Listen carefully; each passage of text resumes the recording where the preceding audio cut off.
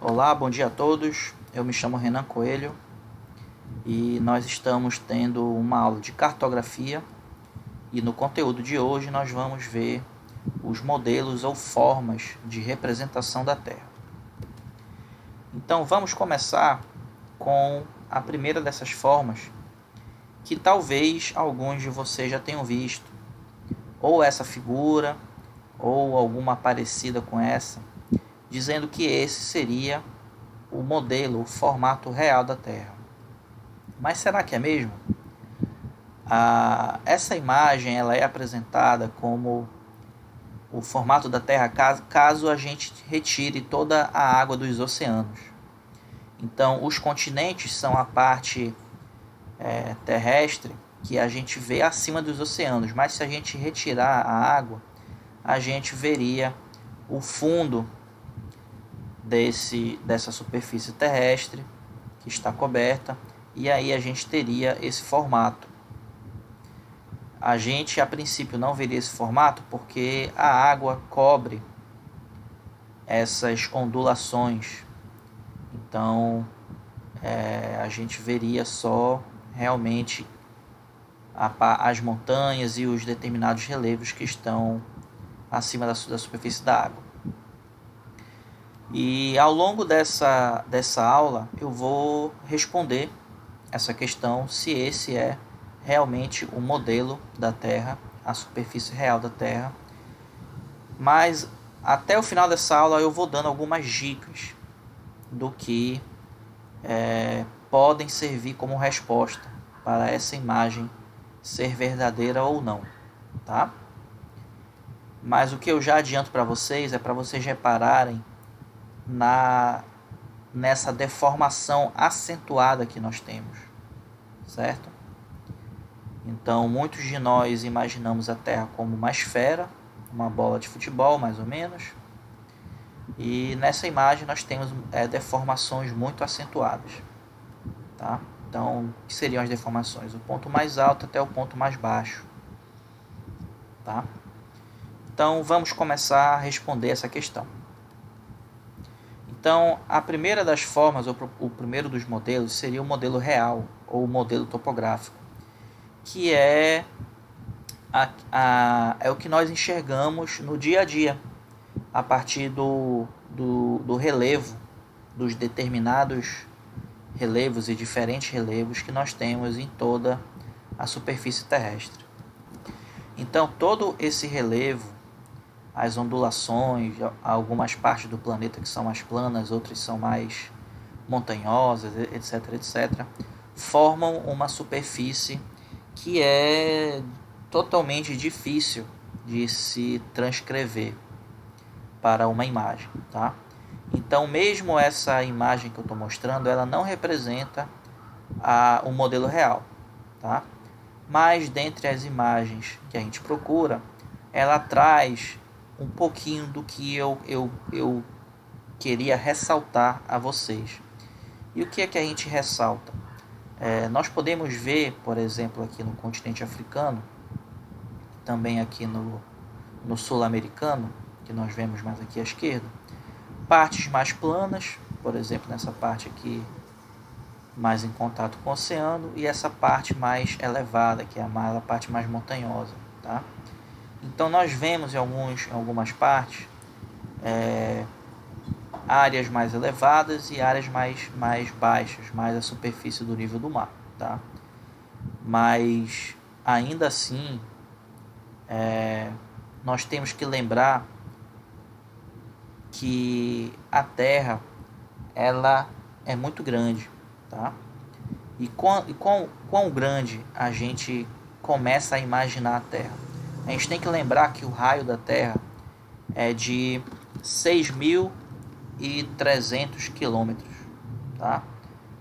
Quase 6.400 quilômetros. E o que é o raio? É do centro da Terra até a sua borda, tá? Não é de um ponto a outro da Terra, é do seu centro até a borda. Então, nós teríamos, nesse caso, do seu centro até a borda, essa distância de 6.000, quase 6.400 quilômetros, tá? E se a gente for do ponto mais alto, que é o Monte Everest, até o ponto mais baixo da crosta terrestre, que são as Fossas Marianas, caso esses dois pontos do planeta ficassem lado a lado, mas eles não estão, então se nós tivéssemos o ponto mais baixo, que são as Fossas Marianas, e quando chegasse novamente na superfície terrestre, logo do lado nós já tivéssemos o Monte Everest, a somatória desses dois, do ponto mais alto com o ponto mais baixo, seria 8,85 km do Monte Everest mais 11 km das Fossas Marianas. Nós teríamos basicamente essa somatória de em torno de 19,85 quilômetros, tá? Então, do ponto mais baixo até o ponto mais alto da crosta terrestre, nós temos só 19, quase 20 quilômetros, enquanto que do centro da Terra até essa mesma superfície nós temos 6.000 quilômetros, mais de 6.000 quilômetros.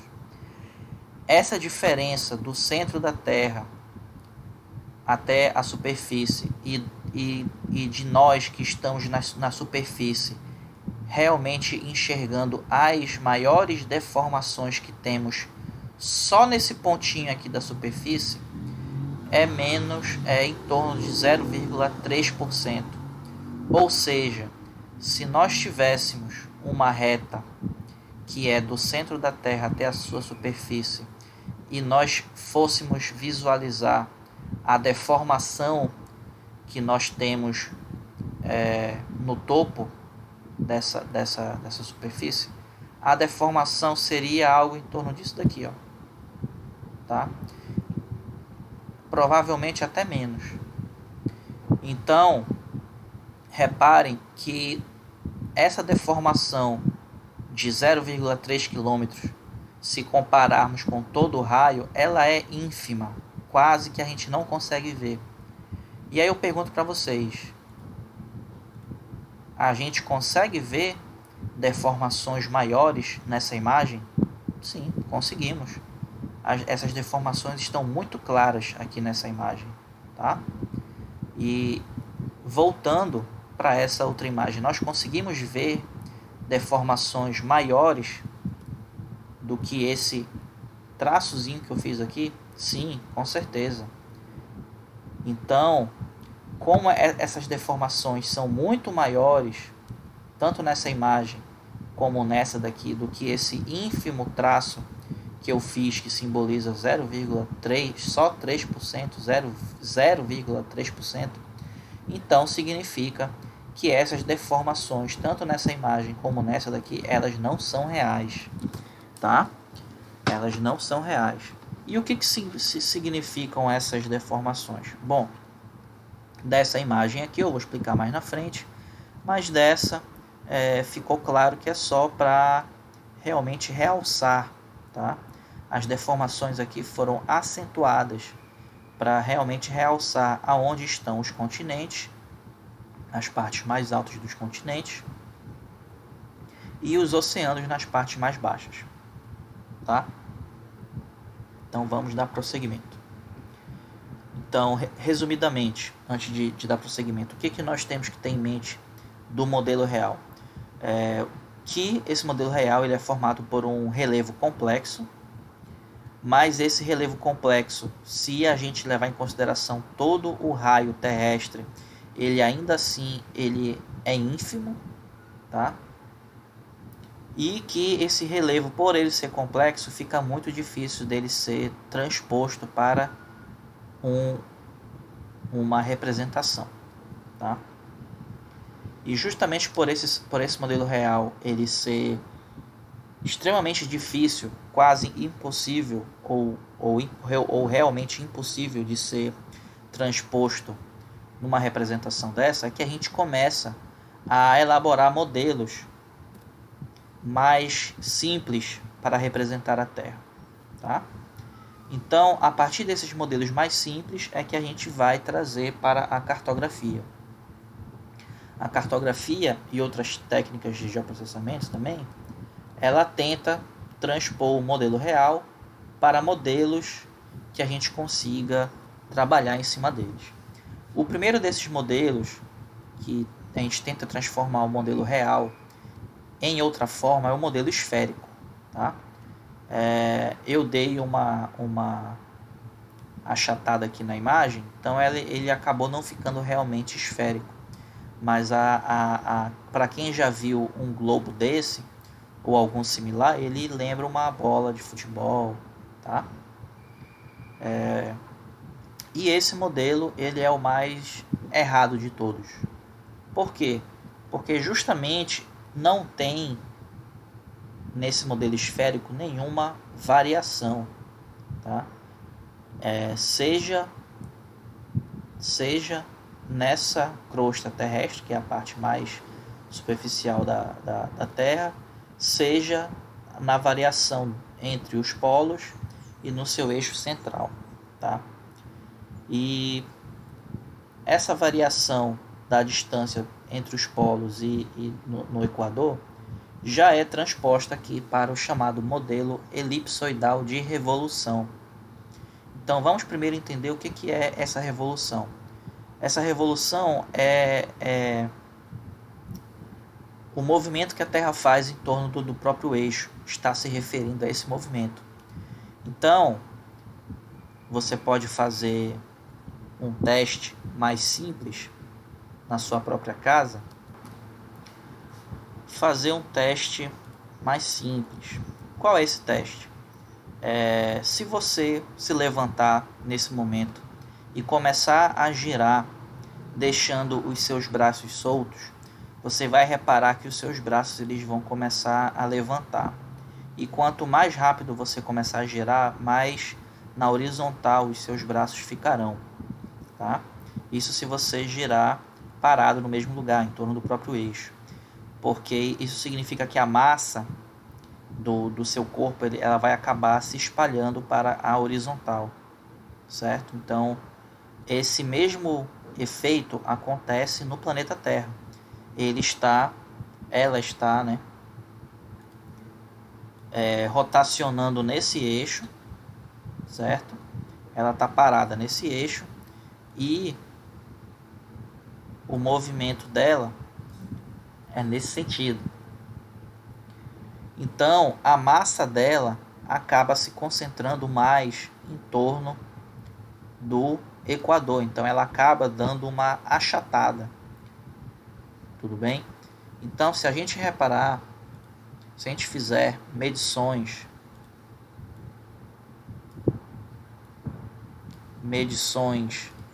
de distâncias, a distância entre os polos ela vai ser menor do que a distância de um lado a outro do Equador, tá? Então ela é mais achatada nos polos e mais larga nessa distância do Equador, significando que ela tem um formato mais assemelhado a essa figura. Então, com base nesse formato mais achatado da Terra, se criou o modelo elipsoidal.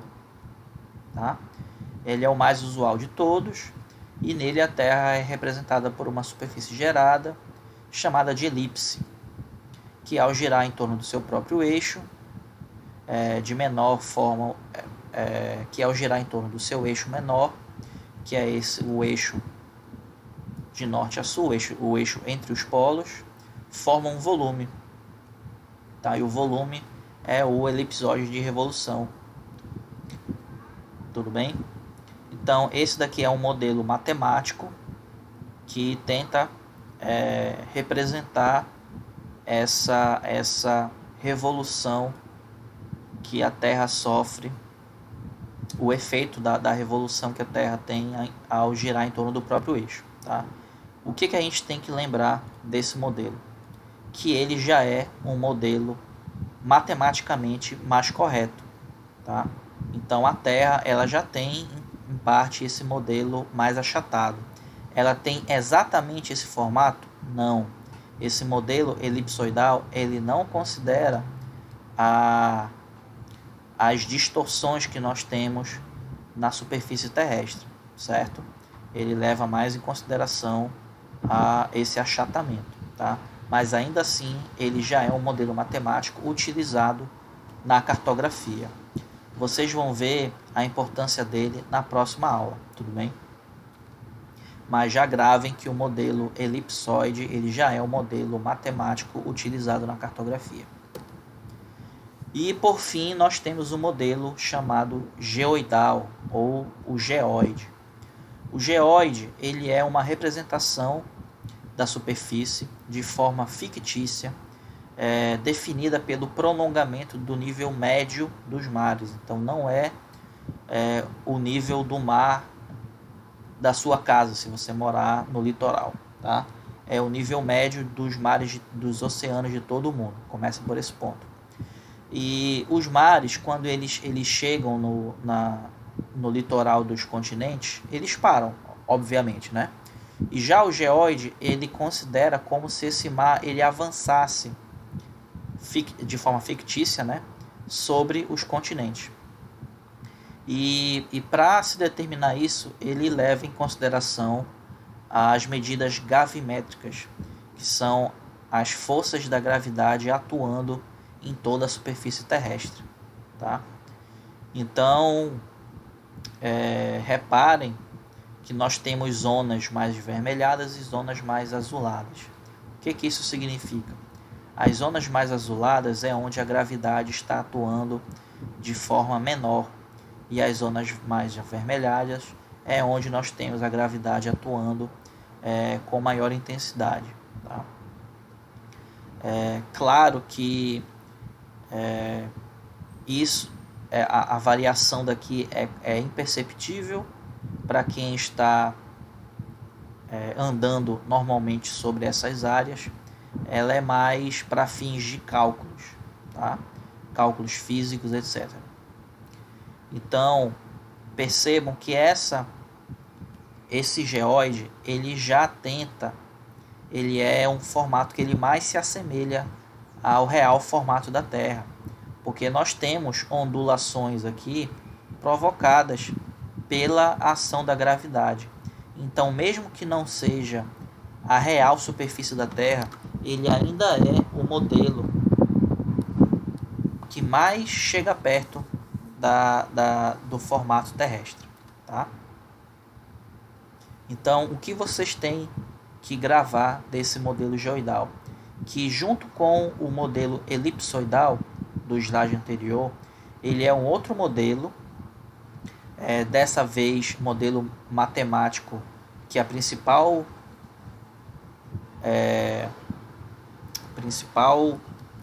variável dele é a força da gravidade, tá? E que ele também é utilizado na cartografia.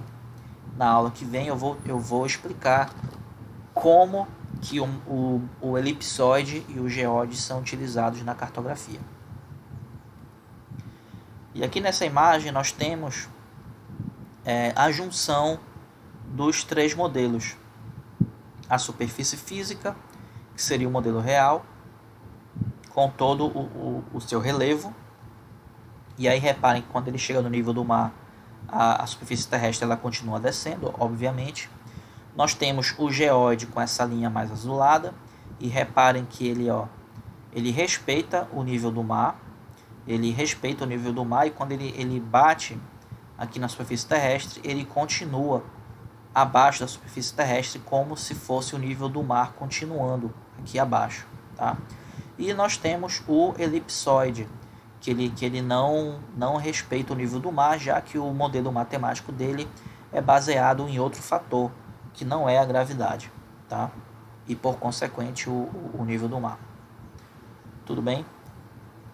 Então, voltando para aquela primeira imagem, o que a gente conseguiu perceber?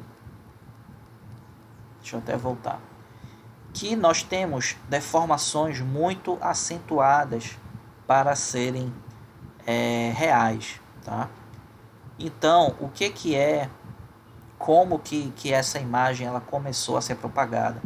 De que essa imagem seria o real formato da Terra sem sem os mares. Só que o que é essa imagem realmente significa? Ela representa o geoide, tá? O que é o geoide? É a força da gravidade atuando em diferentes pontos do planeta. E se vocês olharem o estudo de onde essa imagem ela foi retirada, essas diferenças elas foram acentuadas, elas foram exageradas, tá? Para que visivelmente a gente conseguisse ver aonde nós temos as áreas em vermelho com a gravidade terrestre atuando e em maior intensidade, e as áreas em azul com a gravidade atuando em menor intensidade, tá? Para que não só pela cor a gente consiga perceber, mas também pelo formato. Então esse é um modelo exagerado, esse é um geoide exagerado, propositalmente exagerado para facilitar a visualização. Então, caso a gente fosse realmente ver a forma da Terra sem a água, ela seria assim, tá? Mas professor, ela tá praticamente uma esfera. Aonde que estão as deformações da superfície? E aí eu peço para vocês lembrarem da observação que eu fiz bem aqui, ó, nesse slide, que a deformação do ponto mais alto até o ponto mais baixo, caso a gente deixasse eles lado a lado, seria de 0,3% do centro da Terra até a superfície. Então é uma deformação muito pequena. Tá? Então quase que a gente não consegue ver em nenhum lugar aqui deformações. Nesse pontinho aqui a gente tem uma pequena protuberância, não sei se dá para ver. E aqui também eu consigo ver uma pequena protuberância.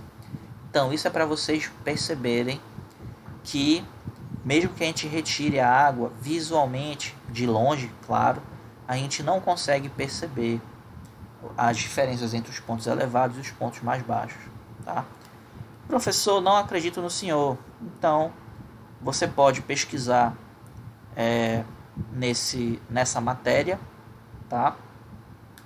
Que está em inglês, mas se você tiver no navegador Google, você pode pedir para, aliás, no Google não, desculpa, no Chrome, você pode pedir para traduzir toda a página. E o título da matéria é essa não é o que a Terra seria sem água, tá? Mais ou menos assim. Então, esse é o título. Esse não é o formato da Terra sem água. Já deixando bem claro que essa imagem foi utilizada de forma errônea. Foi propagada, na verdade, de forma errônea. Uma outra fonte que vocês podem procurar é procurar no YouTube o canal Nerdologia e com esse título, afinal, que formato a Terra tem? Tá? Vocês já devem conhecer esse biólogo, Átila Yamarino. Ele ganhou destaque ultimamente durante a pandemia, mas ele já vinha fazendo vídeos há vários anos nesse canal, Nerdologia. Você pode também, inclusive, se inscrever nesse canal, porque ele tem diversos tipos de vídeos interessantes. Então eu agradeço a atenção de vocês e nos vemos na próxima aula. Obrigado.